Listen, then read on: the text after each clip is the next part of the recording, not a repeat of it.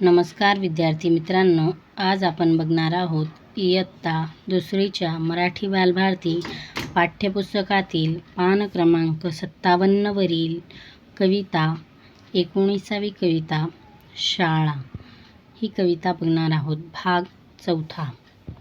ऐकूया, गाऊया, म्हणूया. ही आवडते मज मनापासूनी शाळा, लाविते लळा ही जसा माऊली बाळा.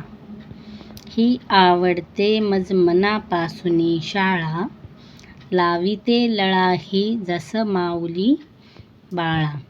हसऱ्या फुलांचा बाग जसा आनंदी, ही तशीच शाळा मुले इथे स्वच्छंदी. ही तशीच शाळा मुले इथे स्वच्छंदी. हसूनी हसूनी खेळूनी सांगूनी गोष्टी, आम्हास आमचे गुरुजी शिक्षण देती. हसूनी हसवूनी खेळूनी सांगूनी गोष्टी, आम्हास आमचे गुरुजी शिक्षण देती. हे प्रेम कराया किती भोवती भाऊ, हे प्रेम कराया किती भोवती भाऊ. हातांत घालूनी हात तयांच्या राहू, हातांत हात घालूनी हात तयांच्या राहू. येथेच बंधू प्रेमाचे घ्या धडे, येथेच बंधू प्रेमाचे घ्या धडे. मग देश कार्य करण्याला वाकडे, मग देश कार्य करण्याला वाकडे. पसरवा नाव शाळेचे चहूकडे, पसरवा नाव शाळेचे चहूकडे. मग लोक बोलतील धन्य धन्य ती शाळा, जे देशासाठी तयार करीते बाळा, जी देशासाठी तयार करीते बाळा. केशव कुमार कवी आहेत. चला त्यावरील शब्द बघूया. नवीन शब्द शिकूया. मज मला, लळा प्रेम, चहूकडे सभोवताली.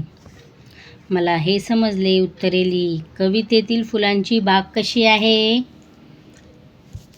आनंदी आणि हसरी आहे. कशी आहे? आनंदी आणि हसरी आहे. गुरुजी मुलांना काय शिकवतात? गुरुजी मुलांना हसून खेळून आणि गोष्टी सांगून शिकवतात. कवितेत शाळेची तुलना कशासोबत केली आहे? कवितेत शाळेची तुलना हसऱ्या फुलांच्या बागेशी केलेली आहे. मुलांना शाळा का आवडते? गुरुजी त्यांना प्रेमाने शिकवतात, खेळवतात आणि त्यांच्याशी प्रेमाने वागतात. यासाठी मुलांना शाळा आवडते. चला पुढे बघूया. दिलेल्या शब्दांचा वापर करून कविता तयार कर व वहीत लिही. शाळा, बाग, गाणी, खेळ, आनंदी यावरून कविता तयार करायची आहे व आपल्या वहीमध्ये लिहायची आहे. चला वाचूया. उतारा वाच, उत्तरे सांग. जॉन आणि गीता दोघे बसने शाळेत निघाले होते. त्या दिवशी शाळेत जाताना शाळेतील एका मोठ्या मुलाने त्या दोघांना चिडवले, अंगावर पाणी ओतले, त्यांच्या कपड्यांना चिखल लावला. ते दोघेही घाबरून रडू लागले. त्यांना असुरक्षित वाटले.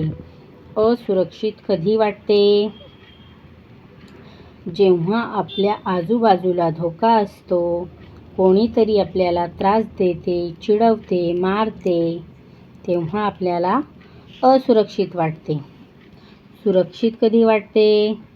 जेव्हा आपल्या आजूबाजूला कोणताही धोका नसतो, कोणीही आपल्याला त्रास देत नाही, मारत नाही, चिडवत नाही, कोणीतरी आपल्या मदतीला येते, तेव्हा आपल्याला सुरक्षित वाटते. खालील वाक्ये वाच.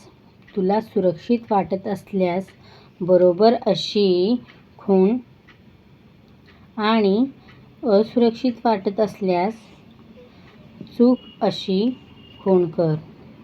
तुझे आजोबा तुझ्यासोबत खेळत आहेत तर सुरक्षित वाटेल. तुझा मित्र तुला चिडवतो. असुरक्षित.